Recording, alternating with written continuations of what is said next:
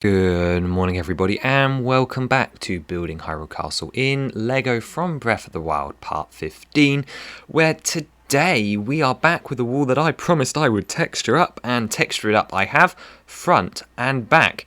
And this is how we're starting off today, our minifigure scale episode for Breath of the Wild Hyrule Castle, with some more flowers. A common theme across the last weeks, and that's because there's been so much of flower work that I need to catch up on. So this was a barren wall last time, and as I said, I was going to spend some time, I was just going to commit, I was going to do the texturing, and that's what we've got here. So as before on our other wall segment, we've got lots of 1x1 round studs mixed in, with some Erling bricks, some rail plates, masonry bricks flipped around both directions and coloured occasionally in dark bluish grey, along with some round 1x1 bricks and a couple of other techniques spread throughout this wall. And then of course, like I mentioned as well last week, I was lucky that from my previous wall segment that we've done before and we saw last week, and the week before that, and the week before that, I was able to take a couple of the samplings of rockwork and bring them over to fill out the majority of the space quite quickly. So whereas the other wall took upwards of 4 hours, yeah, it was bigger, this one, to do front and back, because I haven't done the back of the other one yet, was about an hour and 15, I think, if I remember. I've only just finished it, so I don't know why I don't remember.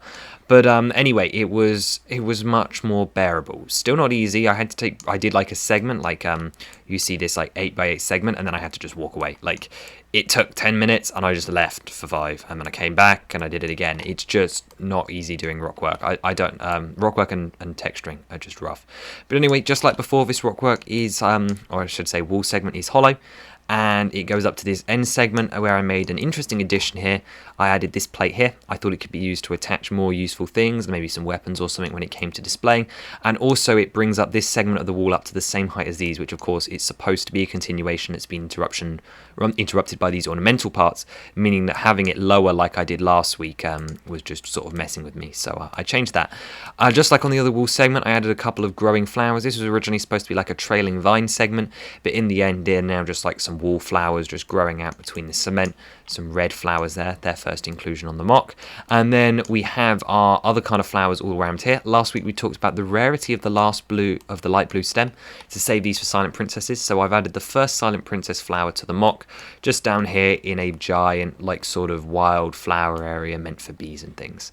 We've got a couple little rocks out here as well, making nice use of the bright pink flower stem, and one of my favourites, the yellow, along with all different kinds of leaves and stems, using some carrot toppers this time too, some lavender, and then we've got this little fern that's going up the side of the wall and sprouted in a bright orange flower. Apart from that, nothing else has changed here, apart from the fact that I added the green grass to this side.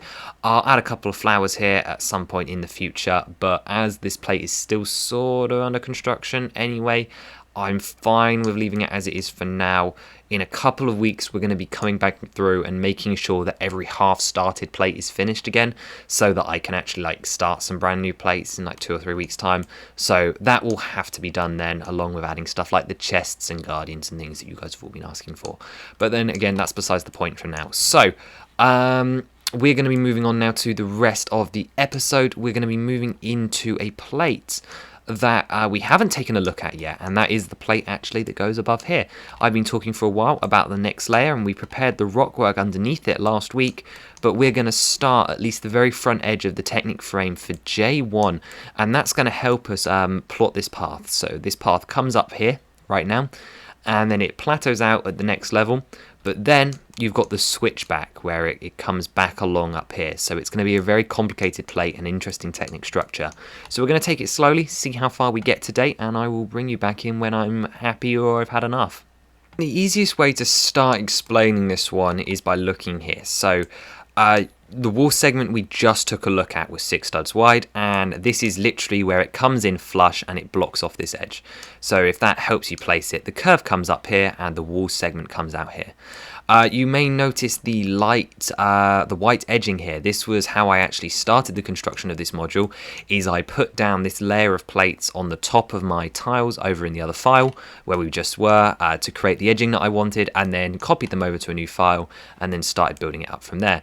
We've got the beginnings of a nice strong Technic frame. This one's a lot more modular than before, and I made use of a fairly new piece here the brick with plate in the middle and Technic connector, just to help support the beginnings of this slope. But this isn't all I've done. So this is the front edge. This sort of goes along until the edge point here, where I believe it gets a bit taller. That's why I put this yellow marker here. We'll see that in future parts. I'm not going to go any further back. I do want to deal with the switchback though, because it will allow me to come in and fill some of the gaps that we've left back beneath it as well. So let's show you that, because I just have it here. And this is the other work that I've been doing. So again, this was done on top of the previous plate where the slopes are. So the slope curves up here. Promise it will all make sense when I start showing it all together, but you have to build in separate files for Studio not to like implode. So we've got this little bit of rock work that's extending upwards. You have rock work below it that gets bigger and bigger as we go back down, and basically what we found is this curve that comes around and goes up a switchback that goes up. Now this one is an awkward angle, and that's because it's unfinished. We're actually going to go into another file now, because if this makes any sense, you come down from the docks, you come up here, and then you curve round to the switchback, or you go off this way, and then halfway up the switchback, the grass path goes back down again, right here, like just off to the side, into a small little pond. And it's a pond we don't talk about much in Breath of the Wild. So we're going to start the pond today. We're going to get it placed and get it done. Who cares about Technic frames? We've got a pond to build. So let's go see that. So I've left a couple of plates in this one just to help it make sense, and every plate's here for a reason. I'll explain why the prison's here in a minute. So this is the segment we were just working on. You may recognize it. There's our little pink bit, and here's our switchback going up.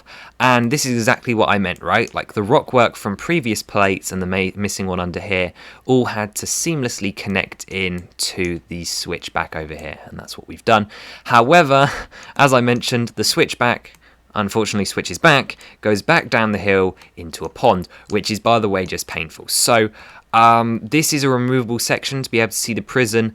This pond area that we're looking at now and its switchback, if I hide this one here, you will now see that this giant floating island here, this would all be attached to this plate here. This is S0, and this is K0, and these two plates are going to be permanently tied together. They'll have a superstructure underneath that helps support this cliff here and this cliff here, as well as everything in between, and that will be the end of that.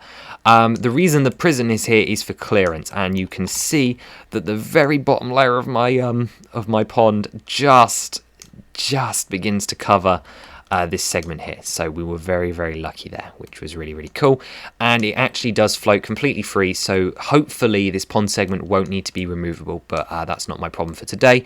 My problem was the pond. So if I bring back the other plate, you can see how it all flows together. Path comes up, switches back, and then switches back down into what we've built just now, which is the pond. So you've got this little area down here with the rock work. Obviously, I still need to finish up this side and build this all up to proper height and la la la la la.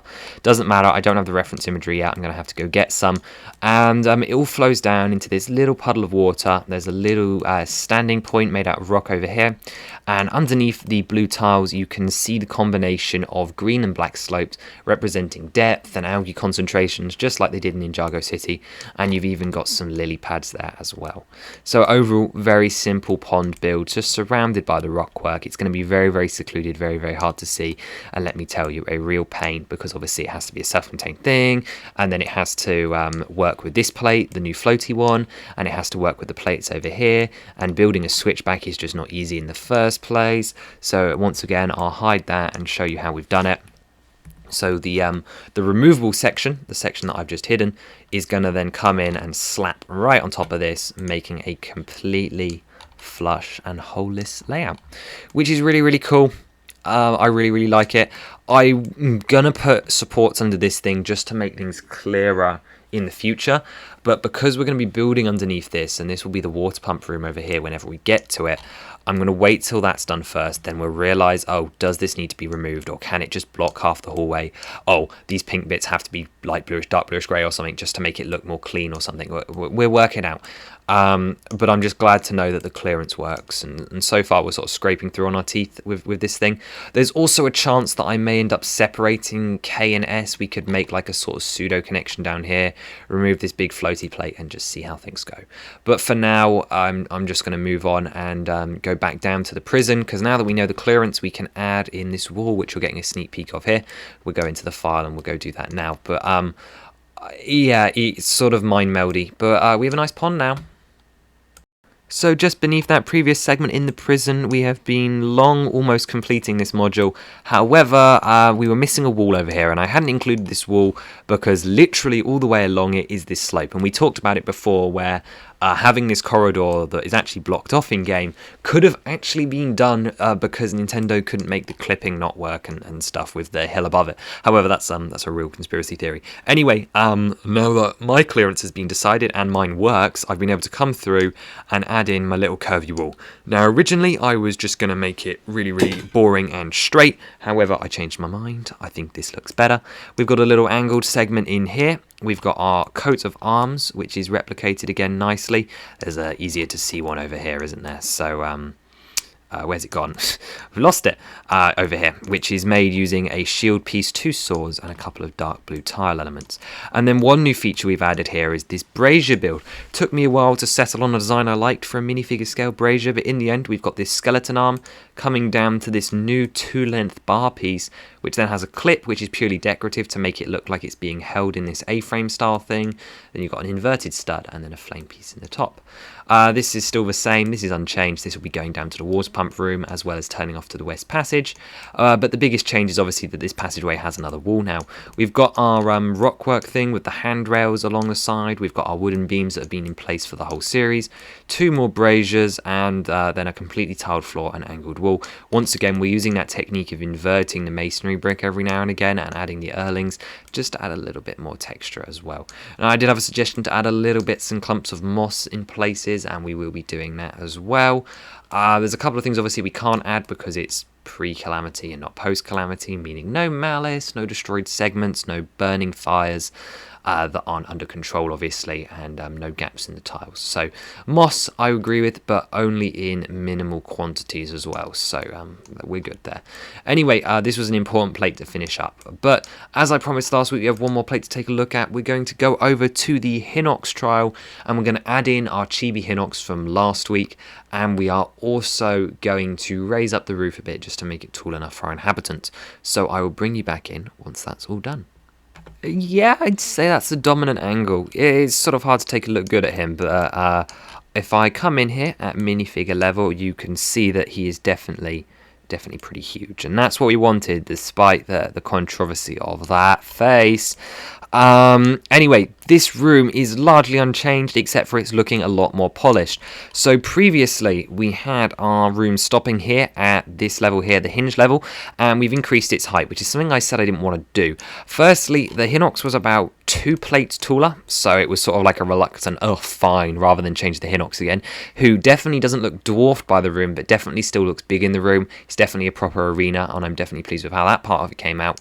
But the other reason we made it taller is one, so that we could have this like sloping in segment, which is definitely a very, very subtle technique. If I bring us in, oh, we're inside the Hinox. This is not what I wanted. And then change the angle down ever so slightly. Yeah, there we go.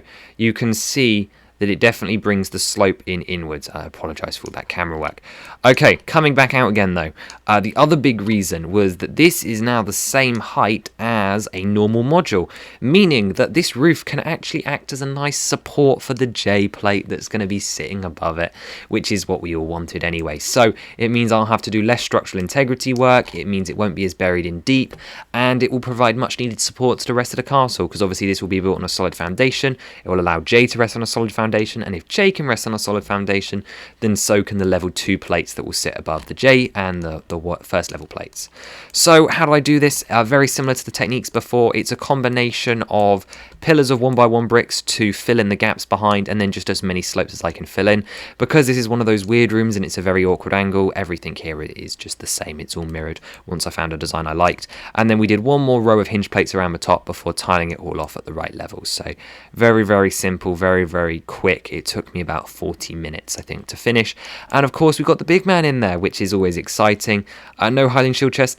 And I suppose I should have addressed it last time. He's alive because we're pre-Calamity, right? Like, he's only a skeleton in Breath of the Wild because he's been trapped in there for 100 years. So he is still alive in this version. So this plate is almost done now. We have just got to come along with the rock work now and get that all up to height, covering up this ugly back, although I do sort of like the panel piece look here, which was done just to quickly support this without wasting too many pieces. And yeah, just basically cover it up, because then it will hide away all of the mess, make it look like rockwork, and then we can actually plot the rest of the J1 plate over the top of it, which will probably come up until about here-ish, I guess. Or actually, no, it'll be further, because it's one of those weird plates that slopes. Anyway, I don't want to think about it. J1's complicated. It's just all so complicated at the moment.